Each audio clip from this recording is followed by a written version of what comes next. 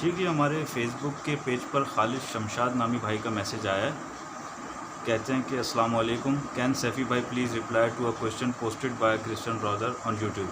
یہ یوٹیوب پر کوئی اسلامک انجینئر نامی یوٹیوبر ہے جس نے کچھ اعتراضات کیے ہیں، تو اس کی جو ہے وضاحت فرماتے ہیں. جزاک اللہ.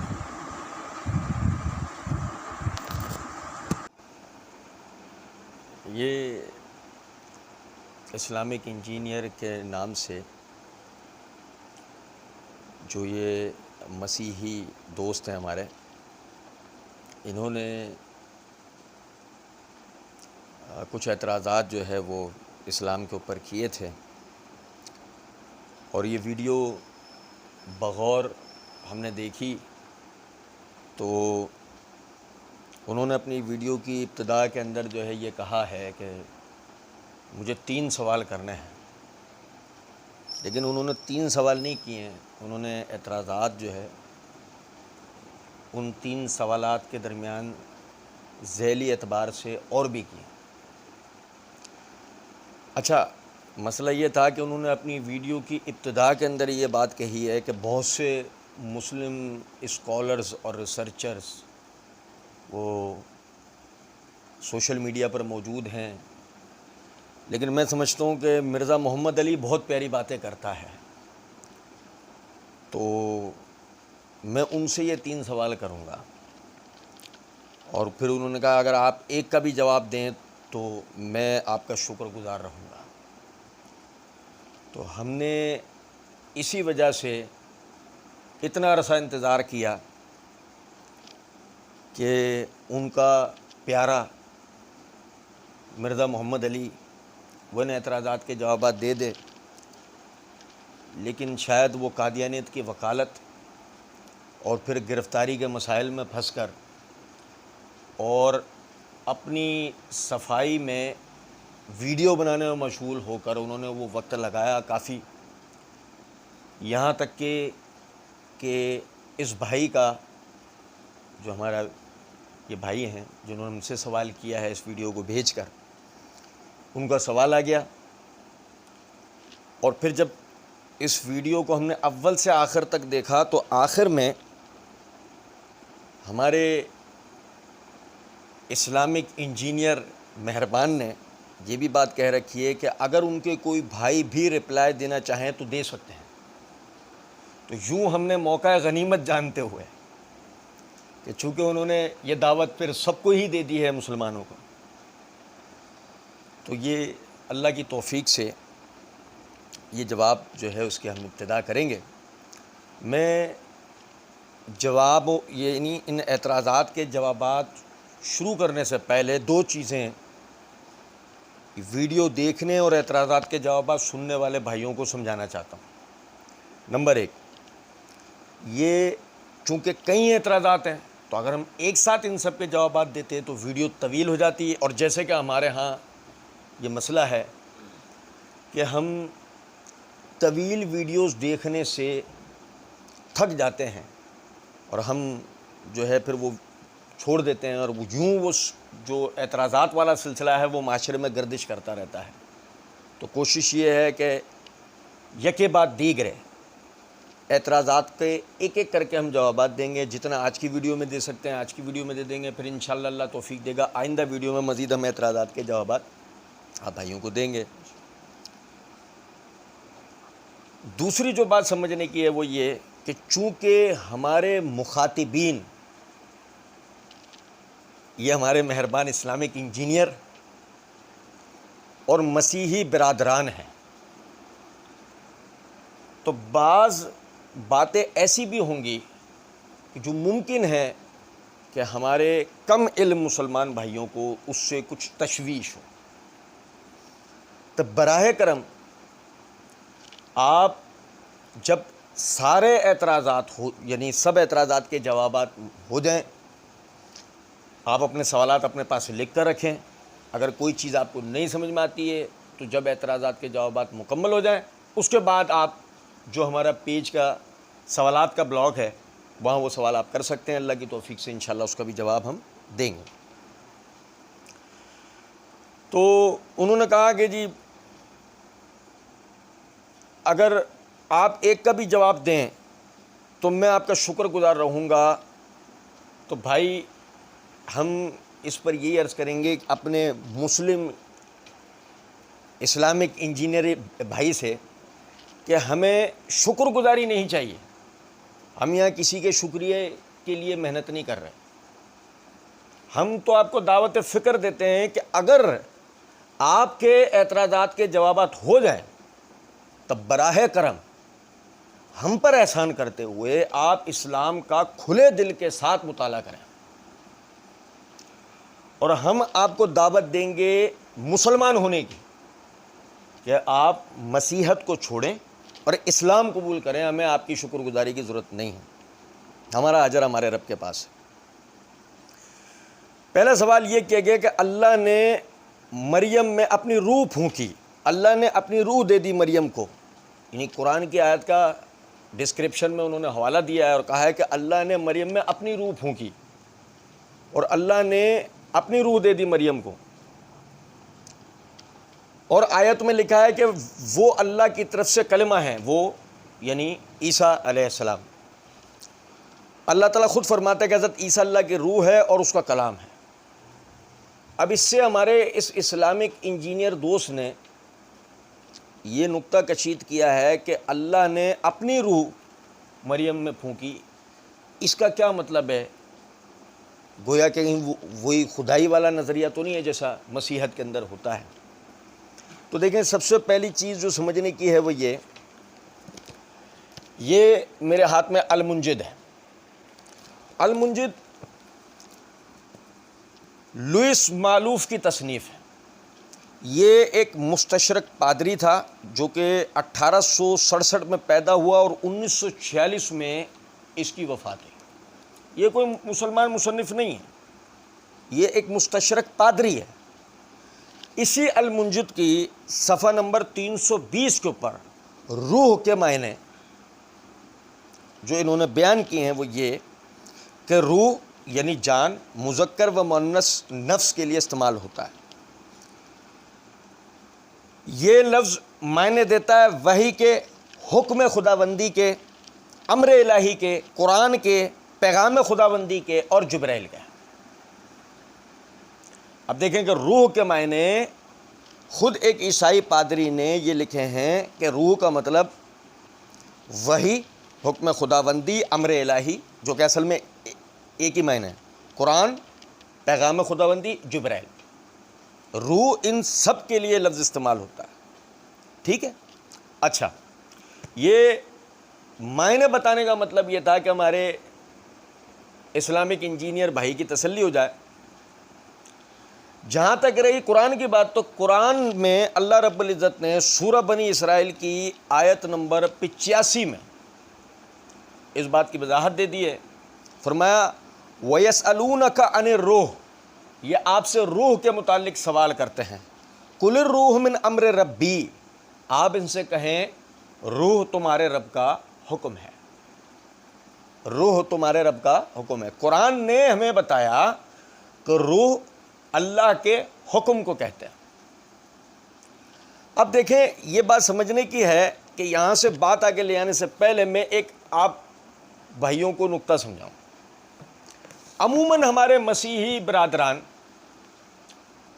وہ عیسیٰ علیہ السلام کی شخصیت پر جب بات کرنے کے لیے بیٹھتے ہیں اور وہ اپنے گمان میں قرآن سے دلائل دینے بیٹھتے ہیں تو وہ ایک بات بھول جاتے ہیں کہ خود مالک کائنات, کلام خداوندی کے متکلم اللہ رب العزت نے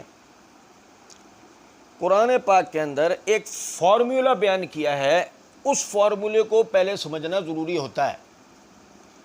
مسیحی ہوں یا مسلمان ہوں, اس فارمولے کو جب پہلے سمجھ لیں گے اس کے بعد آپ یسوع مسیح کی شخصیت کے اوپر اسلام اور دیگر ادیان کی روح سے بات کر سکتے ہیں, تو آپ ایک صحیح نتیجے پہ پہنچیں گے. لیکن اگر آپ نے ایسا نہیں کیا تو پھر آپ اسی مخمسے کا شکار ہوں گے جس مخمسے کا شکار اناجیل اربعہ کر دیتی ہیں. یعنی 4 انجیلوں کو اٹھا کے اگر ہم یسوع مسیح کی شخصیت کے بارے میں دیکھنا چاہیں تو ایک عجیب مخمصہ ایک سب بن جاتا ہے، ان کی شخصیت سمجھ میں ہی نہیں آ پاتی۔ لیکن اگر ہم قرآن اور اسلام کی روح سے یسوع مسیح کی شخصیت کو دیکھنا چاہیں تو بڑی ہی شفاف اور ایک نکھری شخصیت ہمارے سامنے یسوع مسیح کی آ جاتی ہے، لیکن اس کے لیے پہلے یہ فارمولہ سمجھنا ضروری ہے۔ سورہ آل عمران آیت نمبر 59 میں اللہ رب العزت نے فرمایا اِنَّ مَثَلَ عِیسیٰ عِندَ اللہِ کَمَثَلِ آدم خَلَقَهُ مِن تُرَابٍ ثُمَّ قَالَ لَهُ كُن فَيَكُونُ۔ بے شک عیسیٰ کی مثال اللہ کے ہاں آدم کی طرح ہے کہ ہم نے اس کو مٹی سے تخلیق کیا، پھر کہا کہ ہو جا، پس وہ ہو گیا۔ اب یہاں اللہ رب العزت نے یہ فارمولہ سمجھایا ہے کہ اگر یسوع مسیح کی شخصیت کو سمجھنا ہے تو آدم کی شخصیت کو مد نظر رکھو۔ آدم کی شخصیت کو مد نظر رکھو گے، یسوع مسیح کی شخصیت بھی سمجھ میں آ جائے گی۔ یہ فارمولہ ذہن میں رکھیں۔ اب اس کے بعد آپ دیکھیں دوبارہ سے کہ اللہ رب العزت نے جو سورہ بنی اسرائیل کے اندر فرمایا یسألونک عن الروح قل الروح من امر ربی، یا آپ سے روح کے متعلق سوال کرتے ہیں، آپ ان سے کہ روح تیرے رب کا حکم ہے۔ جب ہمیں یہ اندازہ ہو گیا کہ روح اللہ کا حکم ہے تو آپ سمجھیں کہ جو ہمارے اسلامک انجینئر مہربان نے کہا کہ اللہ نے مریم میں اپنی روح پھونکی، اللہ نے اپنی روح دے دی مریم کو، اور آیت میں لکھا ہے وہ اللہ کی طرف سے کلمہ ہے، اللہ تعالیٰ خود فرماتا ہے کہ حضرت عیسیٰ اللہ کی روح اور اس کا کلام ہے، تو مطلب کیا؟ مطلب بالکل واضح ہے کہ عیسیٰ کی تخلیق اللہ کے حکم سے ہے۔ وہ جو معجزاتی تخلیق بغیر باپ تخلیق ہونا وہ اللہ رب العزت کی طرف سے ایک معجزہ ہے، اس اعتبار سے چونکہ وہ معجزہ حکم خداوندی کے تحت ہوا تو اللہ نے اس کے لیے قرآن میں کہیں کسی مقام پر روح کا لفظ استعمال کیا اور کسی مقام پر کلمہ کا لفظ استعمال کیا ہے۔ اب آپ دیکھیں جیسے کہ اللہ نے فارمولہ سمجھایا تھا، ہم اسی فارمولے کے تحت قرآن ہی سے اس بات کو مزید سمجھتے ہیں۔ اللہ رب العزت نے سورہ حجر آیت نمبر 29 کے اندر اللہ رب العزت نے آدم علیہ السلام کا ذکر کیا اور فرمایا فَإِذَا سَوَّيْتُهُ وَنَفَخْتُ فِيهِ مِن رُوحِي فَقَعُوا لَهُ سَاجِدِينَ، اور جب ہم اسے درست طریقے پر تخلیق کر دیں اور اس میں اپنی روح پھونک دیں، اور آدم میں ہم اپنی روح پھونک دیں فَقَعُوا لَهُ سَاجِدِينَ، تو اے فرشتوں تم اس کے لیے سجدہ کرنا۔ اب یہاں پر دیکھیں اللہ رب العزت نے اس میں روح پھونک دی، یہ مریم کے لیے ہی نہیں کہا گیا، یہ اللہ رب العزت نے آدم علیہ السلام کے لیے بھی کہا ہے۔ اگر اس اعتبار سے مریم کوئی خدائی کے درجے پر فائز ہو سکتی ہوتی تو آدم پہلے ہوتے۔ اگر آپ کی نظر میں آدم اس اعتبار سے خدا نہ ہوئے تو مریم خدا کیسے ہو سکتی ہیں؟ سوچیں اس بات کو۔ پھر اسی طریقے سے آپ دیکھیں کہ انہوں نے ایک بھائی نے ہمارے کہا کہ جو قرآن میں آتا ہے وہ مریم ابنتھا عمران اللتی احسنت فرجہا فنفخنا فیہ من روحنا، تو ہم نے اس میں اپنی روح پھونک دی، یہ بالکل وہ وزن ہے۔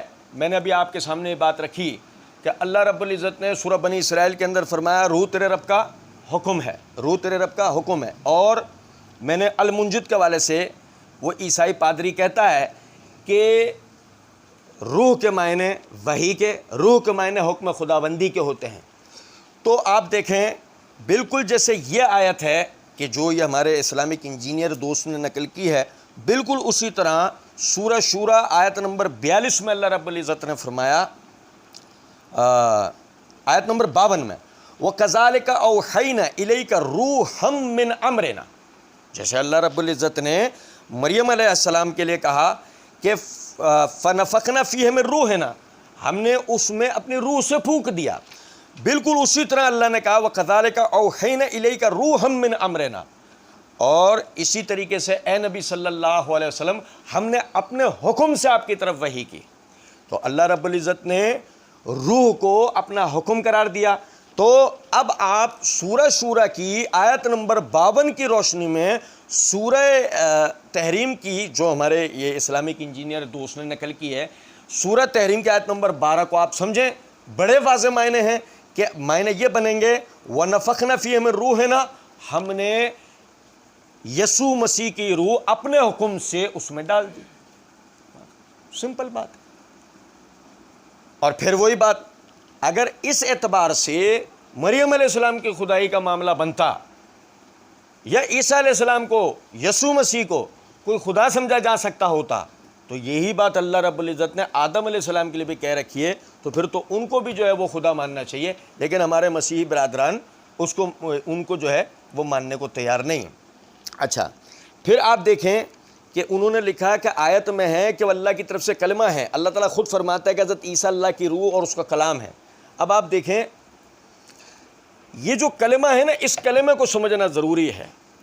ہمارے اسلامک انجینئر دوست نے جس آیت سے یعنی جن آیات کو پڑھا ہے مریم علیہ السلام کے لیے اور حضرت عیسیٰ کی ولادت کے معاملے کو لے کے، حیران کن بات یہ ہے کہ اللہ رب العزت نے اپنے کلمے کی تشریح انہی میں سے ایک آیت میں کر دی ہے.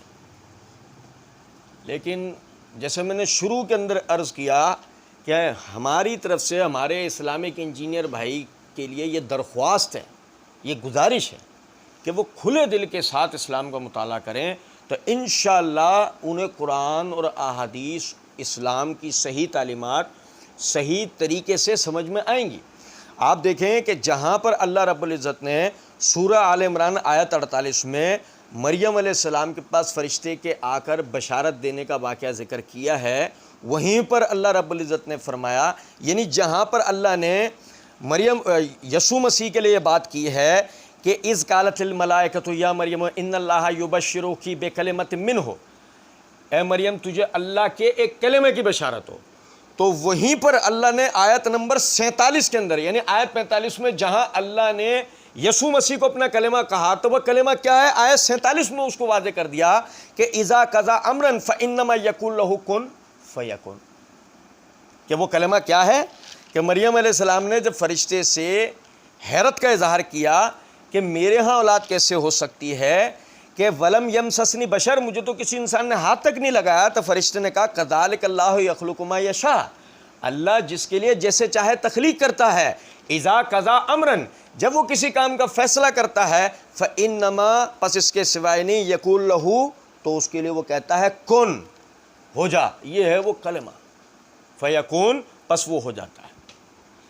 تو وہ کلمہ جس سے معجزانہ طور پر یسوع مسیح کی تخلیق ہوئی، کہ جس کی وجہ سے اللہ رب العزت نے انہیں بے کلمت منہ کہا، وہ کلمہ اللہ نے آیت 47 میں ذکر کر دیا کہ وہ کلمہ کن ہے. فَإِنَّمَا يَقُولُ لَهُ کن، ہم اس کے لیے کہتے ہیں ہو جا، فیکون، پس وہ وہی ہوتا ہے. اور اگر اس کے بعد بھی مثال ہے کوئی ذہن کے اندر خیال آئے کہ بھئی اپنی روح یا اپنا کلمہ وہ جو ہے وہ کیوں کہا گیا، تو یہ بات سمجھیں کہ دیکھیں بعض مرتبہ اس قسم کا انتصاب، اس طرح کی اضافت، یہ شخصیت کا شرف ثابت کرنے کے لیے بھی ہوتی ہے. یہ شخصیت کا شرف ثابت کرنے کے لیے بھی ہوتی ہے.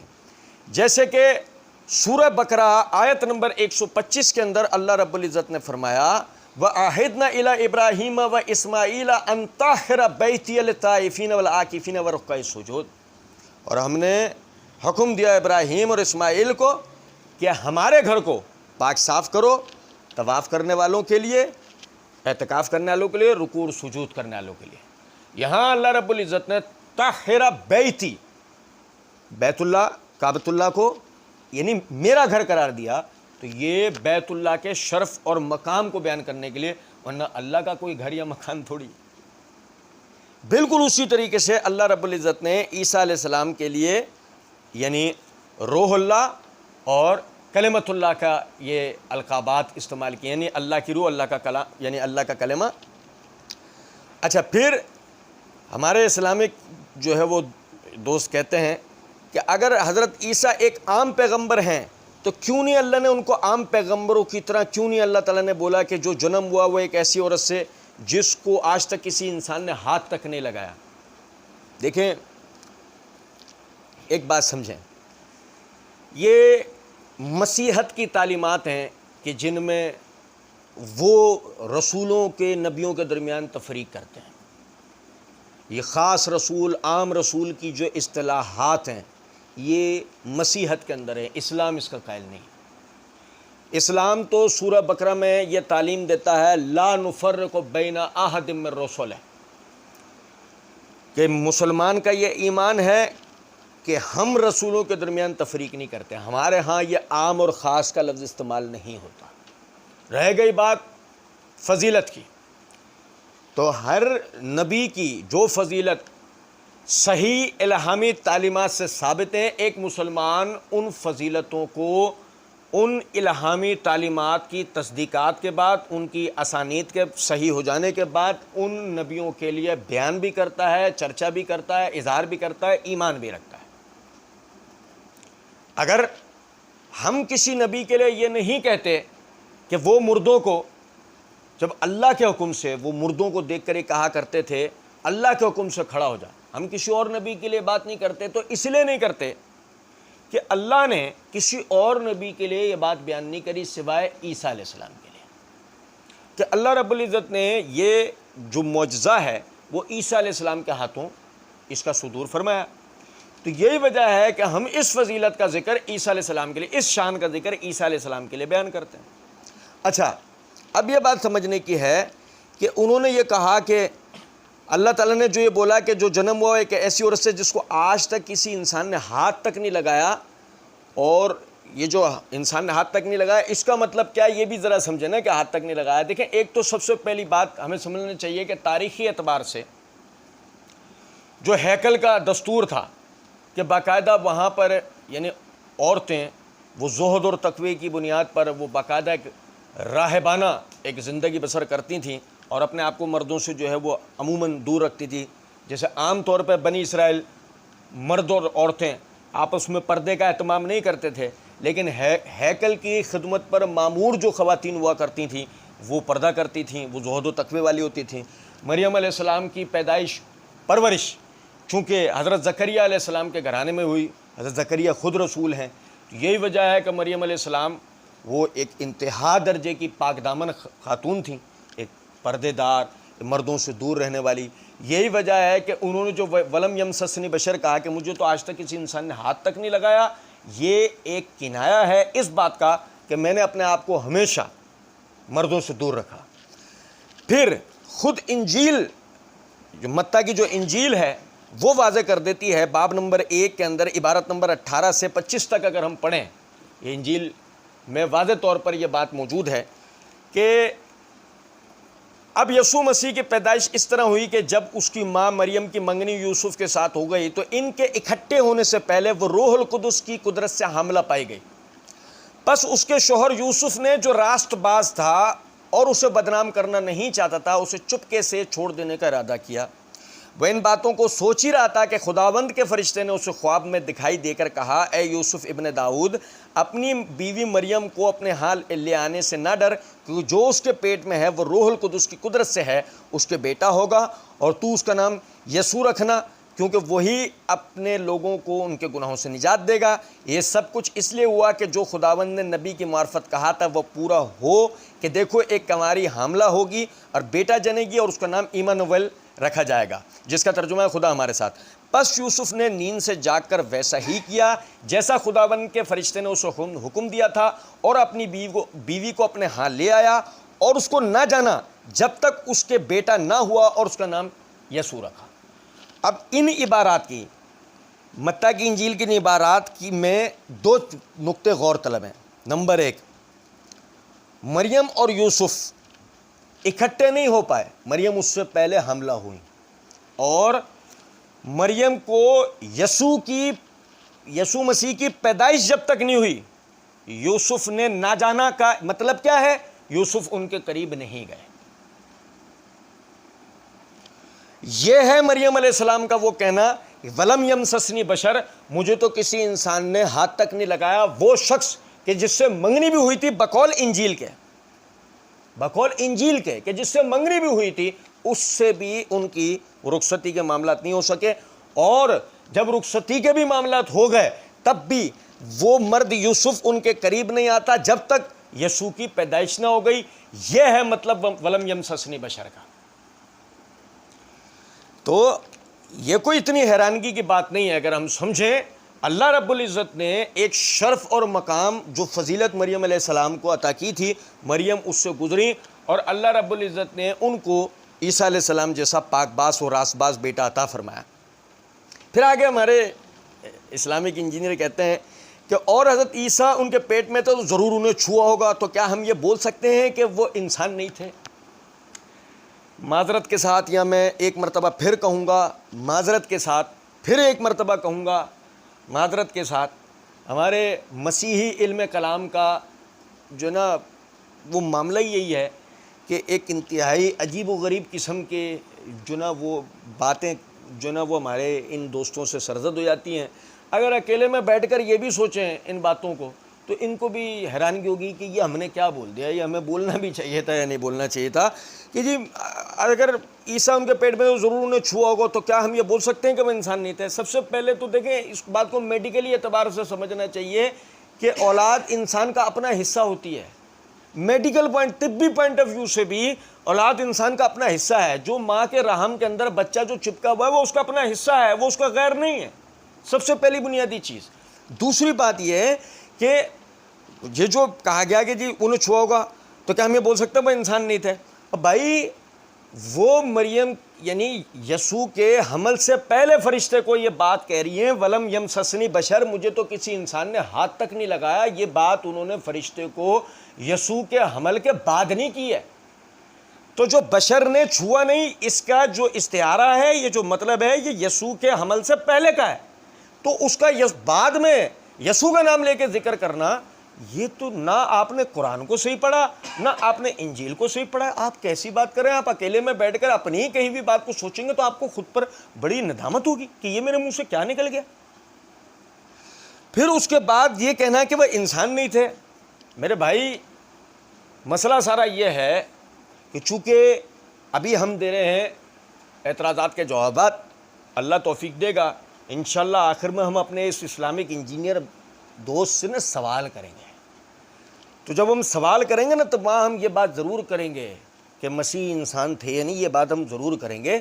سر دست صرف اتنی بات عرض کر دیتا ہوں کہ کیا ہم یہ بول سکتے ہیں کہ وہ انسان نہیں تھے؟ ہاں ہم یہ بول سکتے ہیں وہ انسان نہیں تھے, کیونکہ اس کی وجہ یہ ہے کہ بقول انجیل کے 2% کے انسانوں نے انہیں سلیب پر لٹکا دیا. اور ظاہر ہے سوچنے کی بقول آپ کے بقول ہمارے اسلامک انجینئر بھائی کے جو انہوں نے ویڈیو میں ایک مخصوص انداز میں کہا ہے کہ سوچنے کی بات ہے کہ خدا کو اگر شیطان ہاتھ نہیں لگا سکتا تو خدا کو ایذا پہنچانے کے لیے انسان سلیب تک پہ لٹکا سکتا. یہ بات ثابت کرتی ہے کہ بقول انجیل کے یسوع کو سلیب دی گئی, تو اس صورت میں یسوع کو جب سلیب دی گئی تو ثابت ہو گیا کہ یسوع خدا نہیں انسان ہی تھے. پھر آگے ہمارے دوست نے کہا کہ قرآن میں لکھا ہے کہ مریم تمہیں پاک بیٹا دیا گیا ہے, پاک کہا گیا ہے حضرت عیسیٰ کو. اگر جیسس کرائسٹ پاک ہے تو پھر پاک دوسرے نبیوں کو کیوں نہیں کہا گیا؟ واحد حضرت عیسیٰ کو کیوں پاک کہا گیا؟ پاک تو صرف خدا کی ذات ہو سکتی ہے, سوچنے والی بات ہے. اچھا, اب جو یہ بات کہی ہے ہمارے دوست نے کہ جی پاک دوسرے نبیوں کو کیوں نہیں کہا گیا, واحد حضرت عیسیٰ کو کیوں پاک کہا گیا, تو یہ بھی قلت مطالعہ ہے. اگر ہمارے اسلامک انجینئر دوست نے قرآن کا مطالعہ کیا ہوتا تو وہ یہ بات نہ کرتے.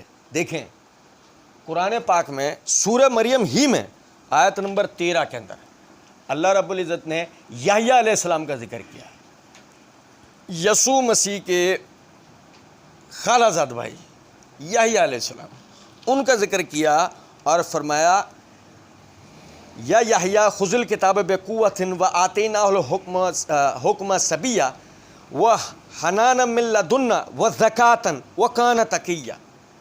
کہ اللہ کیا فرماتے ہیں, اے یحییٰ کتاب کو مضبوطی سے تھامو, ہم نے بچپن سے ہی یحییٰ کو نبوت عطا کی اور اپنی طرف سے ہم نے اس کو یعنی مہربانی عطا کی, اور وزکاتن اور اسے پاک بنایا, وکان تقیا اور وہ بڑا پرہیزگار تھا.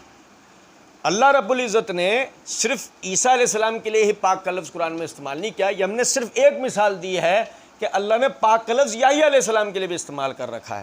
تو اگر پاک کا لفظ استعمال ہونے سے یسوع مسیح کے لیے کوئی خدا نہ خواستہ خدائی کی بات ثابت ہو سکتی ہوتی تو پھر تو آپ پہلے یحییٰ علیہ السلام کو خدا تسلیم کر لو، نعوذ باللہ. لیکن آپ یحییٰ علیہ السلام کو خدا تسلیم نہیں کرو گے. ٹھیک ہے. پھر جو بات یہ کی کہ پاک تو صرف خدا کی ذات ہو سکتی ہے، سوچنے والی بات ہے. میرے بھائی مسئلہ سارا یہ ہے کہ اگر ہم اسلامی تعلیمات کی روح سے دیکھیں تو واقعی اللہ کی ذات، خدا کی ذات پاک ہو سکتی ہے. یہ کوئی سوچنے والی بات نہیں ہے، یہ یقیناً بات. اللہ کی ذات ہر عیب سے پاک. لیکن ہم اپنے اس اسلامک انجینئر دوست سے یہ سوال کریں گے کہ یہ میرے ہاتھ میں کتاب مقدس بائبل عہد نامہ قدیم، اس کی کتاب پیدائش کا باب 6 کی عبارت نمبر 7 کہ تب خداوند زمین پر انسان کو پیدا کرنے سے ملول ہوا اور دل میں غم کیا. یہ عبارت بتاتی ہے کہ خدا کا دل غم زدہ ہو رہا ہے اور خدا انسان کو پیدا کرنے سے خدا کو غم ہو گیا ہے. اور غم ہونا ایک باقاعدہ بشری کمزوری ہے، فطری کمزوری ہے.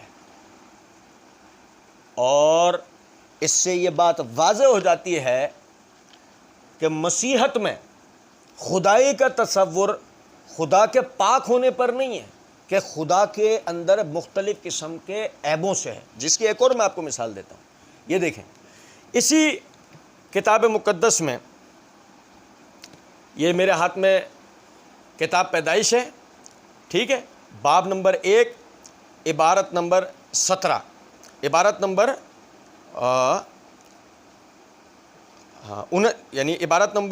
نمبر 17 اور باب نمبر 17 میں یہ عبارت نمبر ہے 3. یوں آسمان و زمین اور ان کی تمام چیزوں کی تخلیق مکمل ہوئی، 7ویں دن اللہ کا سارا کام تکمیل کو پہنچا، اس سے فارغ ہو کر اس نے آرام کیا.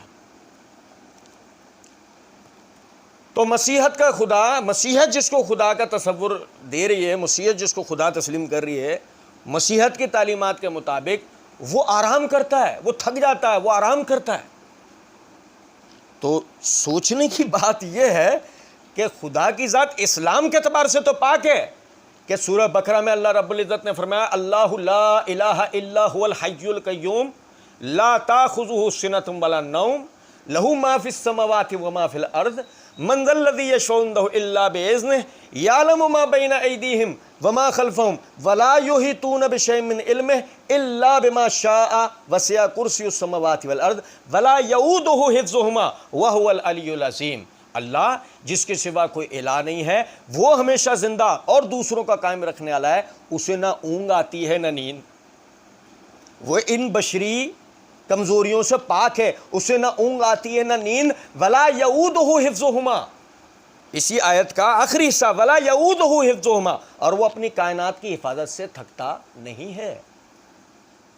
تو اسلام کی تعلیمات تو یہ ہے کہ بشری یا مخلوقات میں جتنی بھی تخلیقی کمزوریاں ہیں، اللہ رب العزت کائنات کا خدا ان تمام قسم کی کمزوریوں، آلائشیوں، ناپاکیوں سے پاک ہے. یہ اسلامی تعلیمات ہیں. لیکن اگر ہم مسیحی تعلیمات دیکھیں تو وہ تو خدا کے اندر نعوذ باللہ عیب کو ثابت کرتے ہیں. تو سوچنے کی بات یہ ہے کہ آپ کی نظر میں خدا کی ذات پاک کیسے ہو سکتی ہے؟ پھر اسلامک انجینئر بھائی نے کہا اور ہم یہ بھی جانتے ہیں کہ خدا کو شیطان کبھی ہاتھ نہیں لگا سکتا. شیطان خدا کوئی نہیں، شیطان تو آدم اور حوا کو بھی ہاتھ نہیں لگا پایا تھا. شیطان تو آدم اور حوا کو بھی ہاتھ نہیں لگا پایا تھا. ہمیں توریت ہی بتاتی ہے، عہد نامہ قدیم ہی بتاتا ہے کہ اس نے یعنی باغ عدن سے باہر کھڑے رہ کر، یعنی جنت سے باہر کھڑے رہ کر اس نے دونوں کو وسوسہ دیا، اور وسوسہ دینے کے بعد ان دونوں سے وہ لغزش سرزد ہوئی جس کی وجہ سے انہیں دنیا میں اتارا گیا. تو یعنی شیطان نے تو آدم اور حوا کو بھی ہاتھ نہیں لگایا. تو کیوں نہ پھر ہم اس اعتبار سے یہ عقیدہ رکھیں کہ خدا کے 3 اقنوم نہیں ہے، خدا 3 نہیں ہے. یعنی خدا، روح القدس اور مریم، بلکہ ہم یہ کہیں خدا 5 ہیں، خدا، آدم، حوا، روح القدس اور مریم اور یسوع مسیح. اس طرح تو خدا بہت سارے ہو جائیں گے نا، یہ 3 ہی نہیں رہیں گے، پھر تو اور بھی بہت سارے ہو جائیں گے. لیکن چونکہ اس بات کے بعد ہم آدم اور حوا کو خدا ماننے کو تیار نہیں ہیں، تو پھر لازمی بات ہے یسوع مسیح یا ان کی والدہ کو ہم خدا کیسے مان سکتے ہیں. آگے کہتے ہیں پھر آپ نے ایک حدیث کا حوالہ دیا کہ شیطان ہر عورت کو جب وہ بچہ پیدا کرتی ہے شیطان اس کو چھوتا ہے، مگر آج کل بہت سی ایسی عورتیں ہیں جو اینستھیزیا لے کر ڈیلیوری کرتی ہیں اور ان کو کچھ بھی فیل بھی نہیں ہوتا، تو انہیں شیطان نہیں چھوتا ہوگا کیا؟ آپ کا کیا خیال ہے؟ مطلب دیکھیں سمجھیں، مسئلہ یہ ہے کہ ہمارے اسلامک انجینئر بھائی اسلام پر اعتراض کرنے کے لیے تو بیٹھ رہے ہیں، لیکن بدقسمتی یہ ہے کہ وہ یعنی اسلام کی تعلیمات کو بغور پڑھنے کو تیار نہیں ہے کہ میں اعتراض کرنے سے پہلے پڑھ لوں، کہیں ایسا نہ ہو کہ میں کوئی غلط بات خود سے ہی کر جاؤں پھر بعد میں مجھے ندامت یا شرمندگی ہو. آپ دیکھیں یہ ہمارے دوست نے جس حدیث کی طرف توجہ دلائی ہے، یہ صحیح بخاری کتاب احادیث الانبیاء، اس میں یعنی عیسیٰ علیہ السلام کے حالات لکھتے ہوئے جو صحیح احادیث امام بخاری رحمۃ اللہ نے درج کی ہیں، اس کے تحت حدیث نمبر 3431 ہے کہ ابو ہریرہ رضی اللہ تعالیٰ عنہ بیان کرتے ہیں کہ رسول اللہ صلی اللہ علیہ وسلم نے فرمایا ہر ایک آدم کا بیٹا جب پیدا ہوتا ہے تو پیدائش کے وقت شیطان اسے چھوتا ہے اور بچہ شیطان کے چھونے سے زور سے چیختا ہے. اب اگر ہمارے دوست نے اگر بخاری کی اس حدیث کو پڑھا ہوگا خود بذات خود، تو یہ آخری یعنی عبارت کا اگلا حصہ بھی لازماً پڑھا ہوگا. جب عبارت کا اگلا حصہ پڑھا ہوتا تو پھر یہ خواتین کی یہ جو اینستھیزیا لینا اور ڈیلیوری وغیرہ کی یہ بات یا اس عبارت کو خواتین کی طرف منسوب کرنے جیسی فاش غلطی ہمارے اس دوست سے ہوتی ہی نہیں. یہاں خواتین کو چھونے کا ذکر نہیں ہے، یہاں ذکر ہے بچے کو چھونے کا، کہ رسول اللہ صلی اللہ علیہ وسلم نے فرمایا کہ ہر ایک آدم کا بیٹا جب پیدا ہوتا ہے تب پیدائش کے وقت شیطان اسے چھوتا ہے اور بچہ شیطان کے چھونے سے زور سے چیختا ہے سوائے مریم اور ان کے بیٹے عیسیٰ علیہ السلام کے. سمجھ رہے ہیں بات کو؟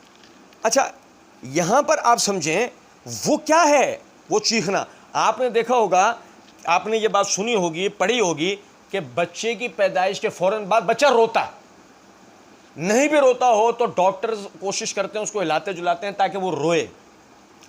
یہ وہ وقت ہوتا ہے جب شیطان بچے کو چھوتا ہے.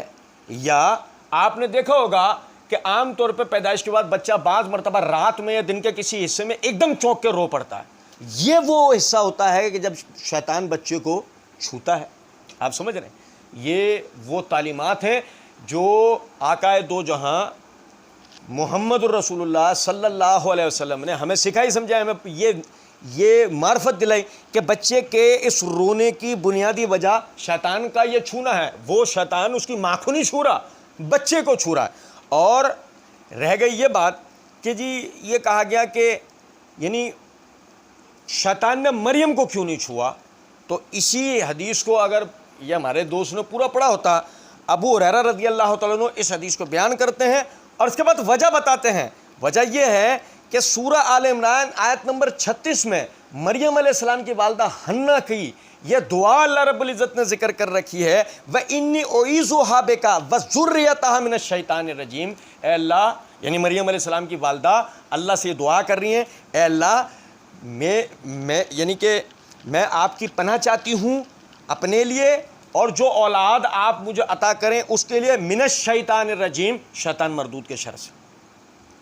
یہ جو دعا مریم علیہ السلام کی والدہ نے اللہ رب العزت سے مانگی تھی، اللہ نے اس دعا کو قبول کرتے ہوئے مریم علیہ السلام اور ان کے بیٹے یسوع مسیح کو شیطان کے اس شر سے جو حدیث کے اندر بیان ہوا کہ نبی صلی اللہ علیہ وسلم نے فرمایا تمام آدم کے بیٹوں کو شیطان اس طرح پریشان کرتا ہے سوائے یسوع مسیح کے.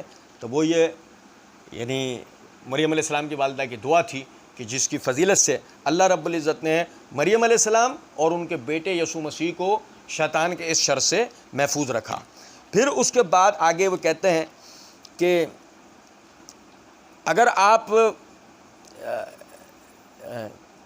اگر آپ آگے پڑھیں اسی حدیث میں لکھا ہے کہ مگر اس شیطان نے کبھی بھی حضرت مریم کو نہیں چھوا جب وہ حضرت عیسیٰ کو پیدا کر رہی تھی. اس بات سے صاف ظاہر ہے کہ شیطان کبھی بھی خدا کو نہیں چھو سکتا, اس لیے ان کو قرآن میں لکھا ہے کہ جیسس کرائسٹ پاک ہے.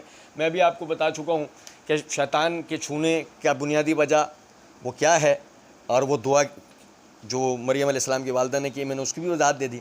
رہ گئی یہ بات کہ اس وجہ سے قرآن میں یعنی کہ یسوع مسیح کو جو ہے وہ پاک کہا گیا. تو میں نے بھی عرض کیا کہ قرآن میں تو یحییٰ علیہ السلام کو بھی پاک کہا گیا ہے, تو لازمی بات ہے کہ یحییٰ علیہ السلام کو پاک پھر کس وجہ سے کہا گیا؟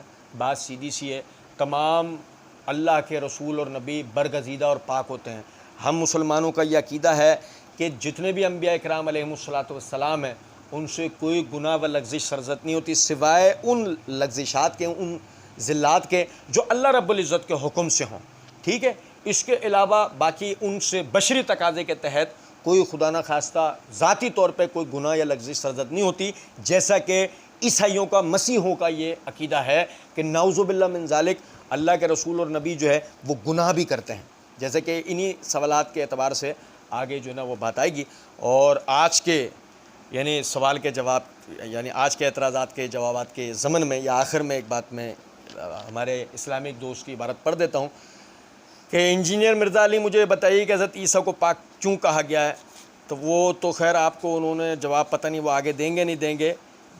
اللہ کی توفیق سے ہم نے آپ کو جو ہے وہ اس کا جواب دے دیا ہے کہ اللہ رب العزت نے انہیں اور دیگر انبیاء کرام علیہ السلام سب کو اللہ رب العزت نے پاک قرار دیا ہے. بات سیدھی سی ہے کہ آپ جو ہے وہ قرآن اور اسلام کا, اسلامی تعلیمات کا کھلے دل کے ساتھ مطالعہ کریں.